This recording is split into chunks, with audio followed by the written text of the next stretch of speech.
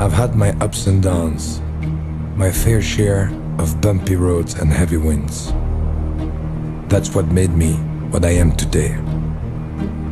Now I stand here before you. What you see is a body crafted to perfection, a pair of legs engineered to defy the laws of physics, and a mindset to master the most epic